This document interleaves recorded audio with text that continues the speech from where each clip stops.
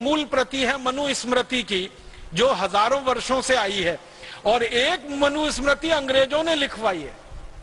आपको मालूम है, हमारे देश में मनुस्मृति की एक प्रति अंग्रेजों ने लिखवाई है, और अंग्रेजों ने इसको लिखवाने में मैक्स मूलर की मदद ली थी।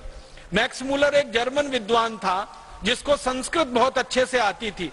उसको कहा गया कि तुम भारत के शास्त्रों को पढ़ो और पढ़कर उनको बताओ कि उनमें क्या है, फिर जरूरत पड़ने पर उसमें रद्दो बदल करेंगे।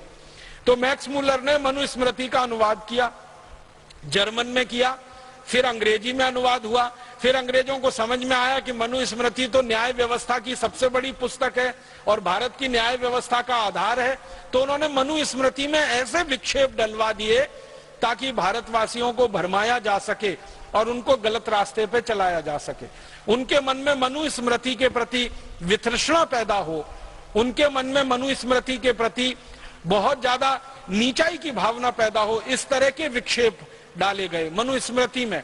इसी तरह के विक्षेप डाले गए हमारे अन्य बहुत सारे ग्रंथों में, और अंग्रेजों की इसकी बहुत बड़ी टीम थी और बड़े भारी लोग इस काम में लगे हुए थे। कोई साधारण अंग्रेजों ने ये काम नहीं किया है। मैं नाम ले लूं अगर, तो एक अंग्रेज का नाम सबसे ज्यादा ले सकता हूं। विलियम हंटर नाम का एक अंग्रेज हुआ करता था, जिसने सबसे ज्यादा भारत के इतिहास में विकृति डाली, जिसने सबसे ज्यादा भारतीय शास्त्रों को विकृत किया, जिसने सबसे ज्यादा भारत के पुराने ऋषि महर्षियों के लिखे हुए आप्तवचनों को, वाक्यों को बिल्कुल उल्टा कर दिया। और ये कैसे कर पाया वो? विलियम हंटर की एक विशेषता थी, वो ये कि अंग्रेजी बहुत अच्छी जानता था, उसके साथ साथ उसको संस्कृत भी बहुत अच्छी आती थी। तो चूंकि संस्कृत अच्छी आती थी और अंग्रेजी भी अच्छी आती थी, तो भारतीय मूल ग्रंथ संस्कृत में है तो वो पढ़कर समझ लेता था। फिर अंग्रेजी में कहां कहां विकृति करके उसको फिर से बनाना है, आसानी से वो कर लेता था। विलियम हंटर की पूरी टीम थी, जिसको कहा गया अंग्रेजों के द्वारा William Hunter commission. William Hunter commission की रिपोर्ट के बारे में मैं बात करूं, घंटों घंटों उसी में निकल जाएगा। हजारों पन्नों में उन्होंने रिपोर्ट बना के ये बताया है कि हमने भारत के किस किस विषय में, किस किस शास्त्र में क्या क्या परिवर्तन कर दिए हैं। ये अंग्रेजी संसद को उन्होंने भेंट किया था और वहां पर उसको प्रस्तुति करके उस पर बहस हुई थी। तो अंग्रेजों ने अपने देश में ऐसे बहुत सारे विद्वानों को तैयार करके भारत के शास्त्रों में विक्षेपण कराया, बहुत कुछ ऐसी चीजें भर दी उनमें जो विश्वास करने लायक नहीं है और तर्क पर कहीं ठहरती नहीं है और सूचना के आधार पर पूरी तरह से गलत है। संस्कृत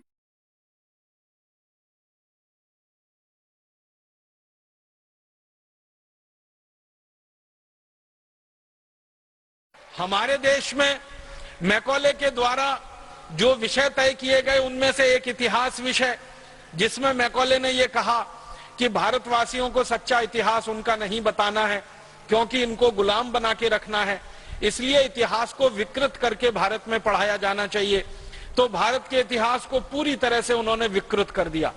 सबसे बड़ी विकृति जो हमारे इतिहास में अंग्रेजों ने डाली, जो आज तक जहर बनकर हमारे खून में घूम रही है, वो विकृति ये है कि हम भारतवासी आर्य कहीं बाहर से आए।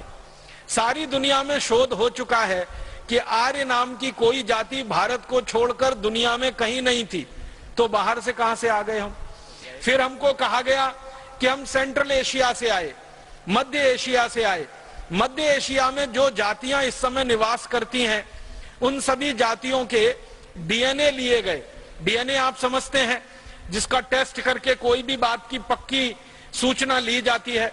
तो दक्षिण एशिया में, मध्य एशिया में, पूर्व एशिया में, तीनों स्थानों पर रहने वाली जातियों के नागरिकों के रक्त इकट्ठे करके उनका डीएनए टेस्ट किया गया और भारतवासियों का डीएनए टेस्ट किया गया।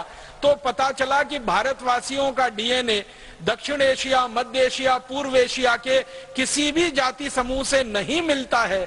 तो ये कैसे कहा जा सकता है कि भारतवासी मध्य एशिया से आए, आर्य मध्य एशिया से आए? इसका उल्टा तो मिलता है कि भारतवासी मध्य एशिया में गए, भारत से निकलकर दक्षिण एशिया में गए, पूर्व एशिया में गए, मध्य एशिया में गए और दुनिया भर में सभी स्थानों पर गए और भारतीय संस्कृति, भारतीय सभ्यता और भारतीय धर्म का उन्होंने पूरी ताकत से प्रचार प्रसार किया। तो भारतवासी दूसरी जगहों पर जाकर तो प्रचार प्रसार करते हैं उसके प्रमाण हैं, लेकिन भारत में कोई बाहर से आर्य नाम की जाति आई, इसके प्रमाण अभी तक मिले नहीं और इसकी वैज्ञानिक पुष्टि भी नहीं हुई। इतना बड़ा झूठ अंग्रेज हमारे इतिहास में लिख गए और भला हो हमारे इतिहासकारों का उस झूठ को अंग्रेजों के जाने के 63 साल के बाद भी पढ़ा रहे हैं। अभी थोड़े दिन पहले दुनिया के जेनेटिक विशेषज्ञ जो हैं, जो डीएनए आरएनए आदि आदि की जांच करने वाले विशेषज्ञ हैं, इनकी एक बड़ी भारी परिषद हुई थी, कॉन्फ्रेंस हुई थी, और वो कॉन्फ्रेंस का जो रिसर्च का बिल्कुल अंतिम निर्णय है वो ये कहता है कि आर्य भारत में कहीं बाहर से नहीं आए थे, आर्य सब भारतवासी ही थे, जरूरत और समय आने पर वो भारत से बाहर गए थे। अब आर्य हमारे यहाँ कहा जाता है श्रेष्ठ व्यक्ति को, जो भी श्रेष्ठ है वो आर्य है। कोई ऐसा जाति समूह हमारे यहाँ आर्य नहीं है। हमारे यहाँ तो जो भी जातियों में श्रेष्ठ व्यक्ति हैं वो सब आर्य माने जाते हैं। वो कोई भी जाति के हो सकते हैं, ब्राह्मण हो सकते हैं, क्षत्रिय हो सकते हैं, शूद्र हो सकते हैं, वैश्य हो सकते हैं। किसी भी वर्ण का कोई भी व्यक्ति अगर वो श्रेष्ठ आचरण करता है, हमारे यहाँ उसको आर्य कहा जाता है।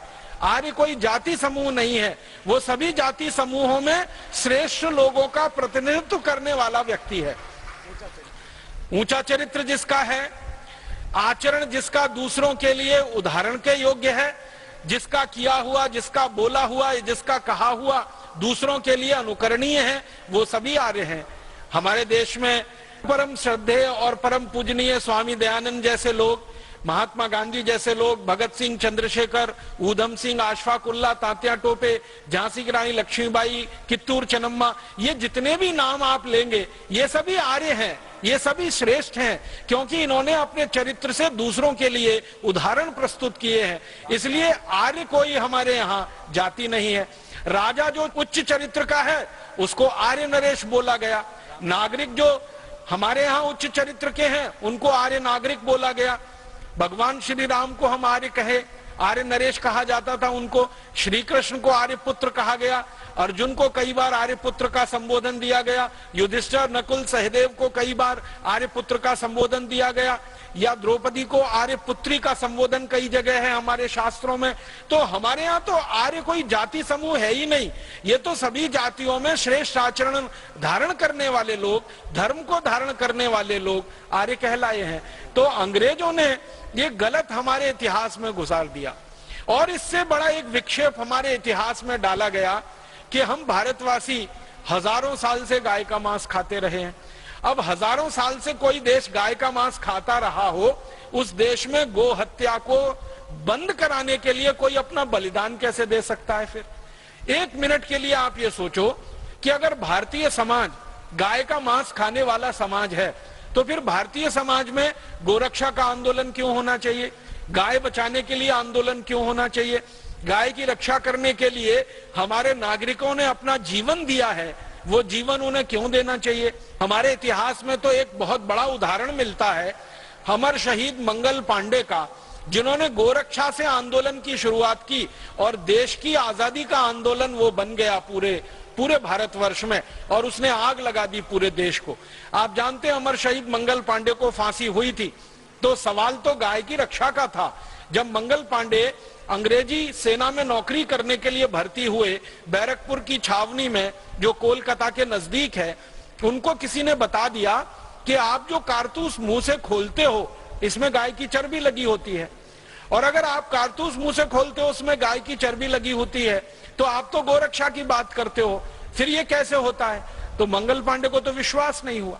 उन्होंने एक अंग्रेज अधिकारी को पूछा जिसका नाम था मेजर जनरल ह्यूसन को मंगल पांडे ने पूछा कि क्या ये बात सच है कि हमको जो कारतूस दिए जाते हैं उस पे गाय की चर्बी